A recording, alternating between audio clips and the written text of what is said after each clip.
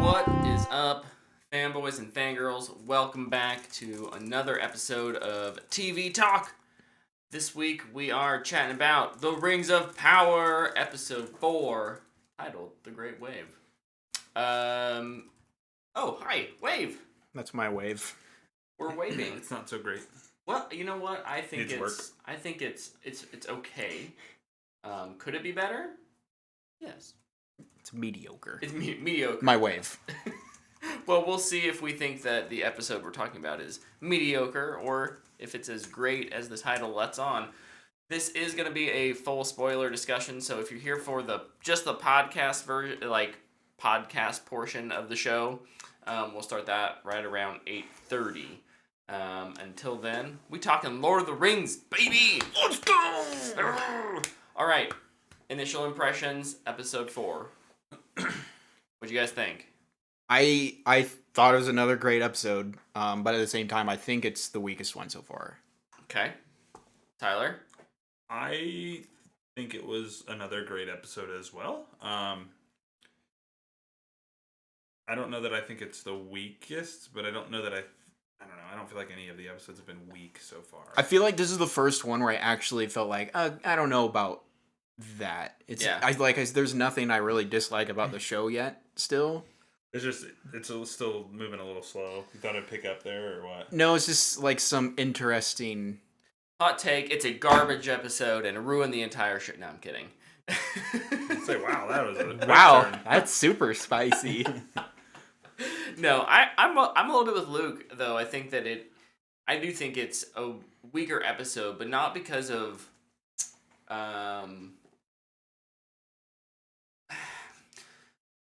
I think all of the storylines are still interesting, but they're doing some stuff, especially with conflict and internal conflict between characters, that I think is just not well done. And that's why it's the weakest for me. Because, Digesting my meal. you know, we I think I might agree with you. We can talk a little bit more into about it, but yeah. Overall, I think it still continues being a really good, great show. I think it's simplifying some things in Lord of the Rings lore to make it easier for people who don't own the Silmarillion. Thank you. They don't have access to that. That's true. Well, yes, but they still reference things. But they have to work around it. Yes, Yeah, they have to change it. They are doing a surprisingly good job. I was going to pull out my copy of Lord of the Rings and actually flip through the appendices, but The whole thing? it's over in the other room, so Get one It's of the really dogs long to fetch way. it. Yeah, it's a really long way. I mean, I could go get it and you guys could talk for a minute. No. that's okay. We'll be okay. We don't need you to spend time flipping through an appendix. Fine. But it's got to be lore accurate.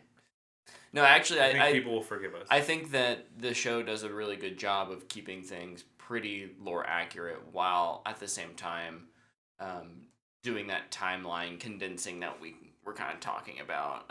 I think my theory of multiple timeline points that kind of end up weaving into one, aka Westworld style. Westworld or The Witcher, is out the window at this point. I agree with you, and it's because we forgot. It shows the star falling all at the same time. Although I think Galadriel's story could be a lot more spread out. Yeah. And I don't think it showed the star with Not with her. No. Oh, yeah, it did. She was on the boat. Did it really? Yeah. Okay, I couldn't remember. I watched that episode 3 times and I missed it. Yeah, she was on the boat. Okay, fair enough. On a boat. The only other thing that I can think of is Because I that thought she was getting blown up. I was like, are they going to bomb the boat and get off? It's like, this is aggressive. wow. But And the Valar are like, hit. No. We're just playing Battleship They're just in Middle playing Earth Battleship. heaven. That makes the most sense. I love it. I need that. Are the Valar the gods of Middle Earth? Yes. That's what I was Yes. getting. Okay. Yeah. I didn't want to speak untruth. They do for have everything. one god who then basically created these minor deities. So I don't know, some people may call them more like angelic beings rather than gods, but they do have the power to create. So they're more godlike than Little G. Little G. They're the Little G gods. And Melkor Morgoth was one of them. But- Satan. Satan! Get We Same. sadly, I'll say the thing I missed this episode, and I think every episode is gonna be this way from here on out because I think we're only gonna get like 3 out of the 4 storylines in each episode. I really missed the Harfoot stuff Me this too. week. I did too. I'm glad we got the, Elrond and Durin stuff back, in Yeah, that was Moria, but or Khazad-dûm. But yeah, was really missing the Harfoot stuff this week. I was too.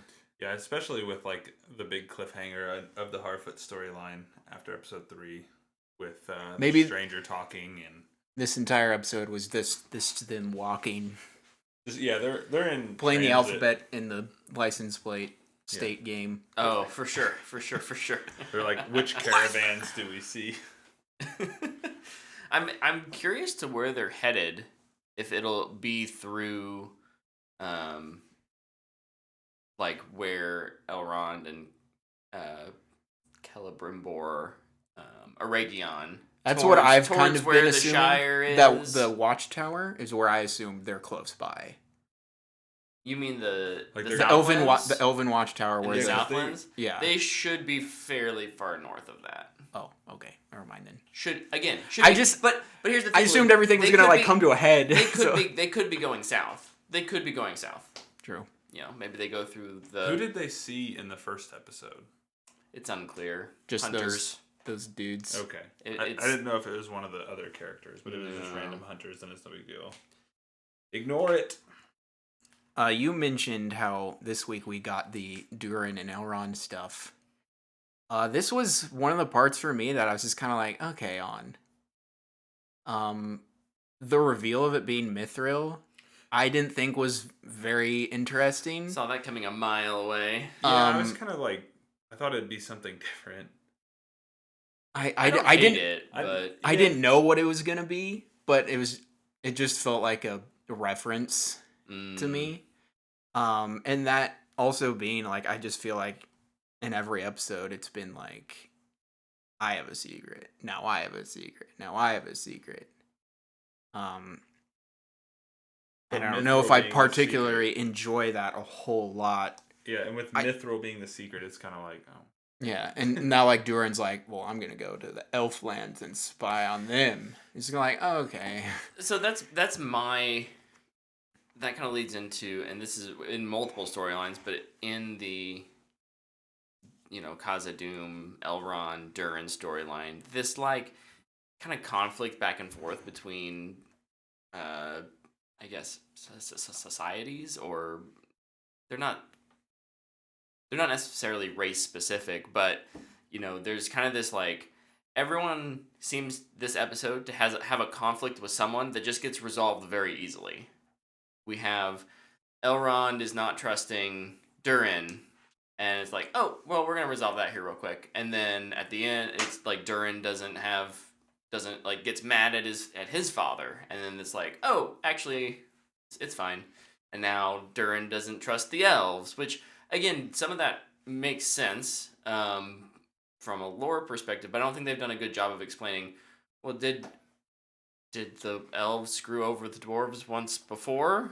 Like, there could be, or it could be more personal. I don't think they've done a good job of explaining that. Same with Numenor and the elves.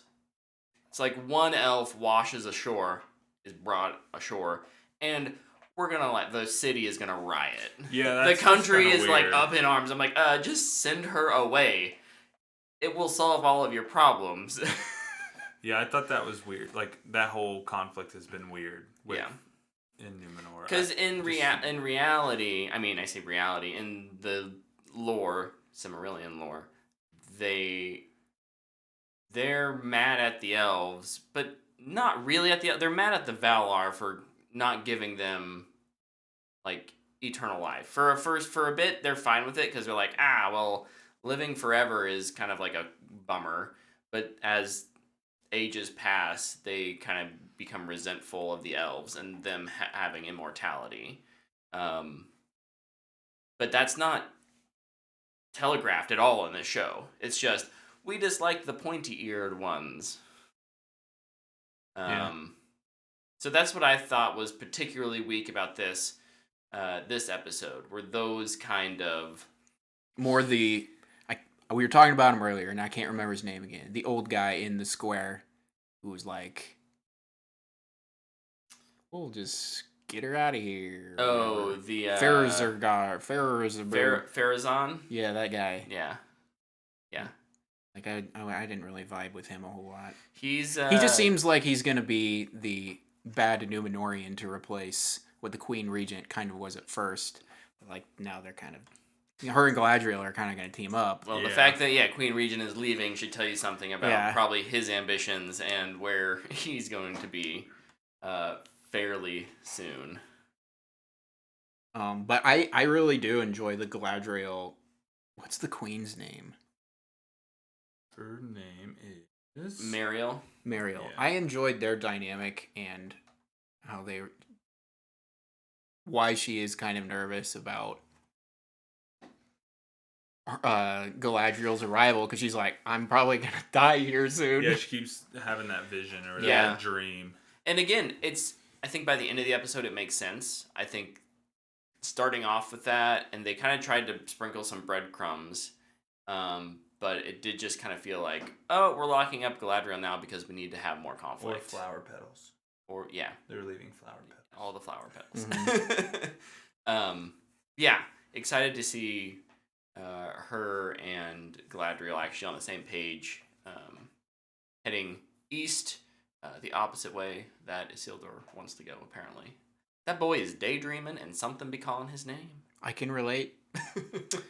And kind of like I didn't love the Mithril reference. Like, it just kind of felt like a thing to do. Whereas, like, they reference the Palantir orb thing, which felt way more organic and made way more sense. Yeah. Mm-hmm. So maybe that's why I didn't like the Mithril one as once, because they kind of did two things, and one worked and one was like, okay, whatever. Yeah, like looking back, the Mithril one feels like they're just trying to allude to something that happens in the movies more than it serves the story. Like I just don't understand the Mithril's place in this story at all now. I don't think there's much of one except for it's leading to something else. Yeah. Which I don't know if you guys know what that is or not, so I won't say it outright, but it's leading to something. It's what Bilbo wears. It's leading. Well, so the Mithril in and of itself probably isn't that important outside of. It's them getting greedy and mining down there is what it's leading to. Yeah. Right? No, I know what it's. They're gonna dig even deeper. And there's something down there. They're gonna find what they don't want to find. And it allows them to throw a new wrench in it. It looks like in the next episode, maybe Elrond betrays his word, and there seems to be maybe Celebrimbor is going to be a little antagonistic against the dwarves because of this. We're getting a whole lot of the blueberry pie thing on here. Lots of triple crossing. Yeah, it's blueberry a pie. little more. I'd like to go back to like the Numenor stuff. Yeah. And particularly the jail cell scene. Mm-hmm. I know that you didn't like locking her up because you felt like we just needed more conflict, Mm-hmm. but one of the things this show has done extremely well is the mystery of Sauron and who he really is. Yeah. And there's like every episode there's something said by a character and you kind of go, interesting. And this week it was Halbrand. Mm-hmm. He has the line about because Galadriel can't really figure out how to get things to go where she wants it to, and he kind of says the line of like, stop trying to control them, give them the power, and then find a way to control the power. And I was like, So like if you have your stock up and stock down report on who could it be, his stock's going up because he has the idea. Yeah. Stock down, obviously the stranger because he's not in the episode.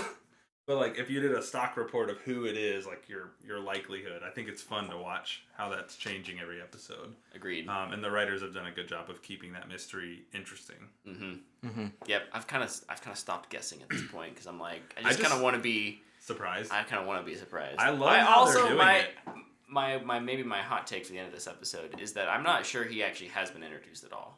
I am so that's my 99% with you. Yeah, that's my theory too. Like he just doesn't. They haven't shown him. No, because I was talking with people. These today. are all red herrings. Exactly. I was talking with people today, and I was like, "See, they're doing too much to try and like keep it a mystery. that I don't even think he's there yet. I think he's just already in Mount Doom, just chilling. Yeah, he's just hanging out. He made a little lava hammock, and he's just laying there, waiting for the peeps to make the rings, so he can make the better ring. Yes. He's like the boss in a game that like finally gets to stand. He's like, oh man, I've been waiting here for like 32 hours. Not freaking time. Except for him, it's like 3,200 years. Like, ugh. No, I think that's the writers have done a good job of weaving that mystery through each episode and giving you little drops here and there. I really like what they've done with that. Mm-hmm. Yeah, agreed. We haven't really talked about the Southlands yet. Arondir remains MVP. Yes, he's the best. Sure. He's awesome. I guess I'll get my last thing that I didn't particularly like. I thought it was dumb how Bronwyn was just like in the woods, like going to save her son. Oh, she just happened to show up there, kind of. Yeah, thing. like just have her be at the watchtower and they get back. Super simple, but it was like she went, woof, woof, and it was just like I didn't understand the tactical movement of like story wise. Like we could have just had Arondir save Theo, and now they're buddies or whatever. They've done a good job of avoiding that issue to this point. Yeah. But yeah, I was like kind of confused as to why she was there when I was watching. I was like, wait.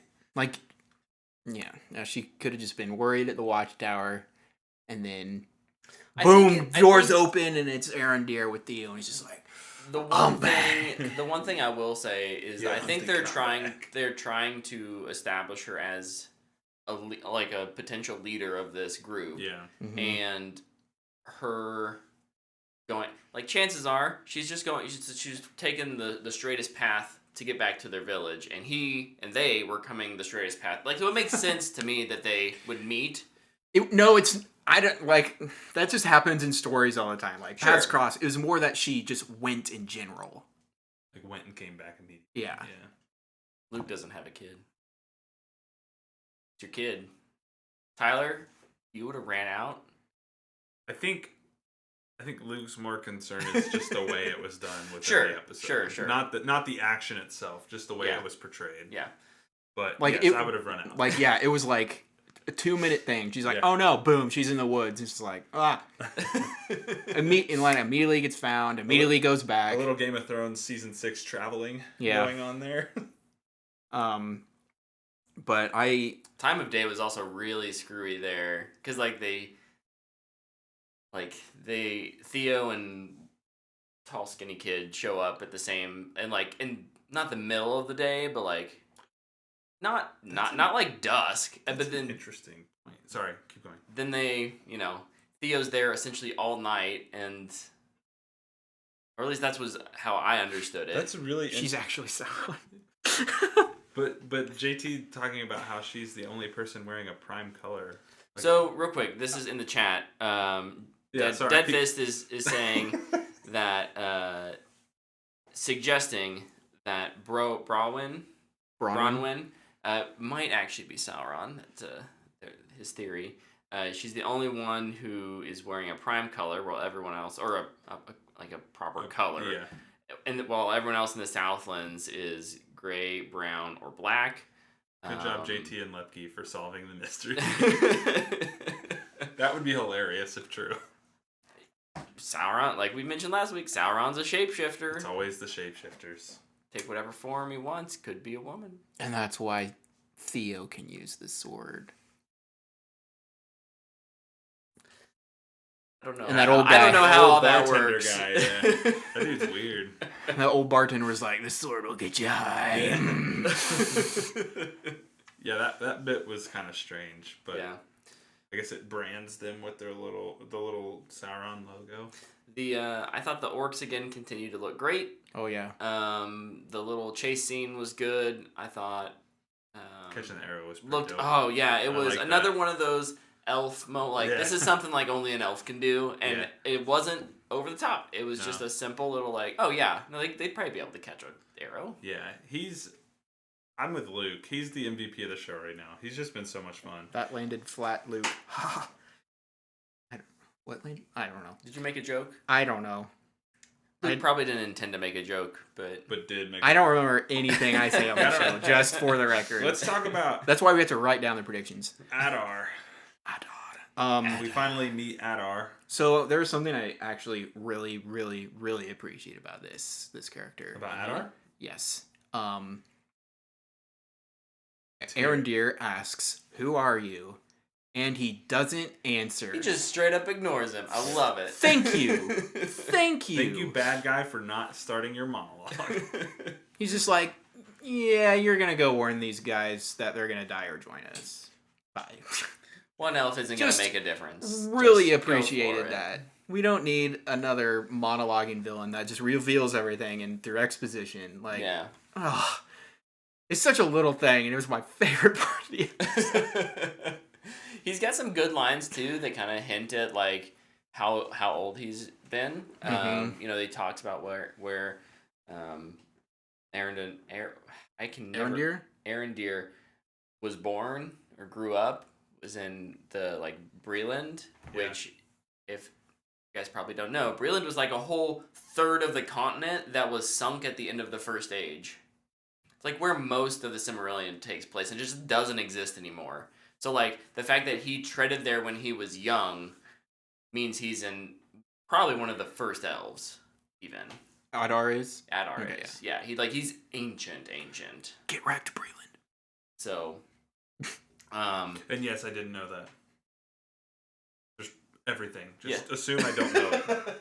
So, like, the show does a really good job of sprinkling in those little lore things that, not just be a tease or an Easter egg, I think.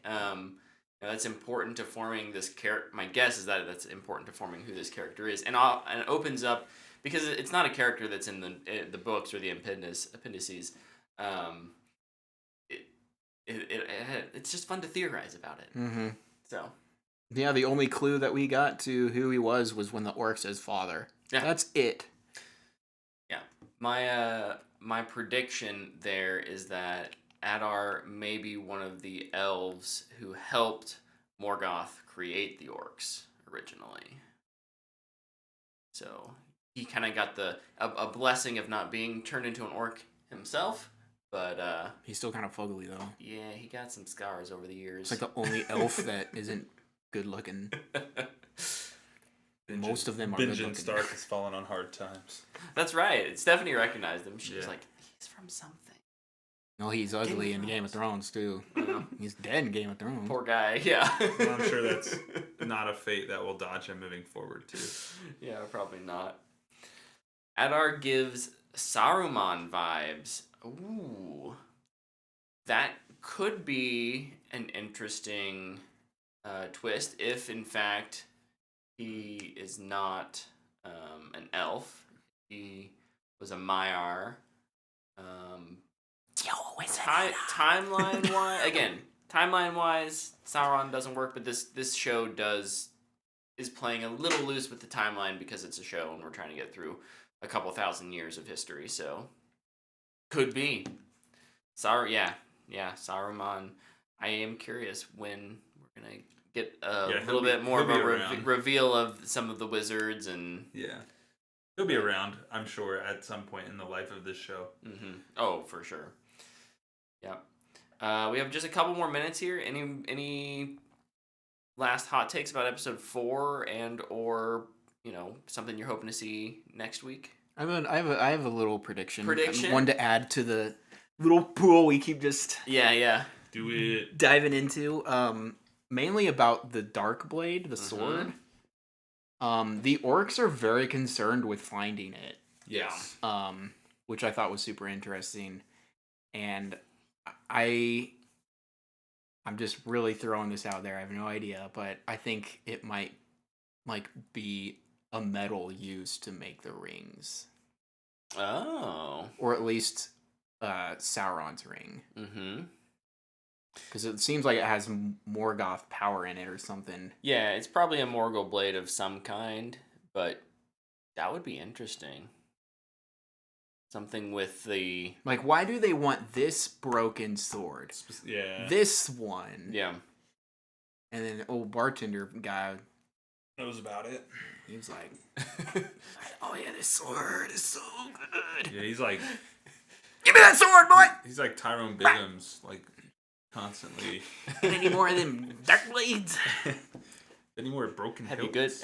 Have you heard the good news of Peanut Sauron? butter and dark blade. We haven't seen a moment to talk about our Lord and Savior. Peanut butter and dark blade sandwich. Peanut butter and crack sandwich. Yes. I actually like that idea though. I like that theory. Yeah, Because I don't know why I feel like that one might get disproven pretty quick. I don't know why else it's so important to them though. Come on, lore book, tell me. Yeah, I mean, the only thing I can maybe think of is if there's, much like The Ring, it contains some kind of essence of Sauron or Morgoth. Its life force is attached to. Now Morgoth still exists, but he's over in prison in the Undying Lands.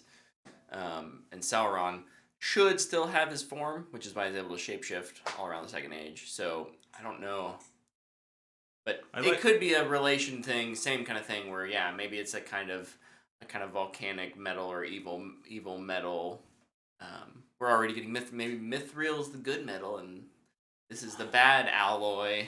Yeah, and there is a lot of like black speech around it. Mm-hmm. So yeah, the idea of it having a life force I like that too. I don't know, I like all the things. I kind of want one. Let's go get one. A crack blade? Yeah, crack blade. Oh my goodness. Well, I think I'm just excited. I don't know if I have any real predictions, but I'm just excited to see them sail Isildur and that kind of crew sail Galadriel, sail east. I have a question. Mm-hmm. How does Isildur's sister play in all this? Is she important, or is she gonna... Isildur's sister is an invented character for the show. She's dead. She does not exist. She's getting murked. She's gonna get killed by that. She does not exist wave. in the book. That said, he does have a brother, which has been kind of offhandedly mentioned twice now. Yeah. I think in the show he's a younger brother. In the books, he's an older brother. I thought they said his brother was already a yeah, seaman. I thought his brother was older. Oh, maybe he is then. Yeah. Okay, yeah. And they both end up kind of being co-kings of a future Gondorian country when it's much bigger than it is. Or it gets kind of in the Third Age. Boned during Lord of the Rings. Yeah. That's what they get for freaking parking right next to Mordor. I do have one question. Who do you think the next tease of Sauron is? Like, which character do you think they tease it with next? Poppy. I love it. That'd be I wonder how I'd be interested in how they would do it. One of the Harfoots. Probably Celebrimbor. I just don't even know. Yeah, Celebrimbor. I think his tease will be more of the Alliance than it is actually him. I just don't know how Sauron's gonna be everywhere. And that's where the timeline theory I think kind of stems from. Yeah, that's why I still like the other reason I know we've kind of hit that 8:30 mark, but I want to say this. The other reason I'm not totally giving up on my timeline theory is that Halbrand in his first meeting with Galadriel talks about how Sauron or the orcs turned his land to smoke and ash, and at that time the Southlands are not that we've seen. Yeah, they're maybe they start getting attacked, but it is not the hellscape that Mordor is, and that what those words kind of insinuate. Yeah. I don't know who the next tease would be. So maybe those is actually. That's why. That's kind of why I'm still holding on to maybe the. Here's my guess. It'll be the Queen Regent, because now she's with Galadriel. Could be. That's my guess. Could be. Galadriel's brother is gonna show back up. Be like, I'm back. Sauron. Over in the chat, JT says a new dwarf is going to tell the king to dig. Could be, because we know where that's leading. Releasing one of Sauron / Morgoth's biggest baddies. It's gonna be King. Durin's Bane. It's gonna be Radcliffe. Like Daniel Radcliffe? No, Ratcliffe from Radagast? From Pocahontas. It's like, dig, boys, dig. Dig, diggity, dig. Diggity, diggity, dig up them. Oh my goodness, I love it. Digging up them holes, digging it. Oh, it's gonna be John Voight from Holes. I do or think Zero. I do think it could be like what if I'm tired of digging, Grandma. what if it's Disa? Ooh. Durin's off doing his thing. That'd be She fun. convinces the king to dig again because she was all like into that. Yeah, she's like, into it. figuring out what this mithril thing. I is. did really like that singing bit where she's like singing to the mountain. All the like That was the pretty cool. ore was just like. Blah. That's one of those like little cultural things that I'm happy we got with the dwarves. That I think I wanted to see more of with other places. You know, I'd like to see a little more within like the Numenorians and their culture. I don't think we're gonna get much more as they're kind of moving away from them. It'll be interesting to see if we do stay there. If Halbrand stays in Numenor, he's not going to. I've seen trailers, but if he was gonna stay in Numenor, insta Sauron. Yeah. For sure. Especially if he stayed locked up. But I don't think he is because of some of the things I've seen in the trailer. Gosh darn trailers. I think it's spoiling everything. Man. Okay. Well, Disa was the highlight of the week for me too. Disa was she was great. really good. I like her her little as much as I kind of complained about the back and forth of thing, I thought her interaction with Elrond was really good. I liked that scene a lot. Seeing her kind of think on her feet, and protect her king, and like get her kids to shut up. So relatable. Oh my goodness. Well, I'm still looking forward to episode 5. I know JT in the chat said he did not enjoy this episode, but you know, hopefully other people did, and if you did or didn't, we'd love to hear what you thought in the chat. We're gonna transition here over to our episode 2. Easton, we're going over now. We're going over now. Now is episode 268. 260. It's a number. How is we already at 268? I don't know, man. Okay, it goes fast. We're at 268, and Top 5, baby.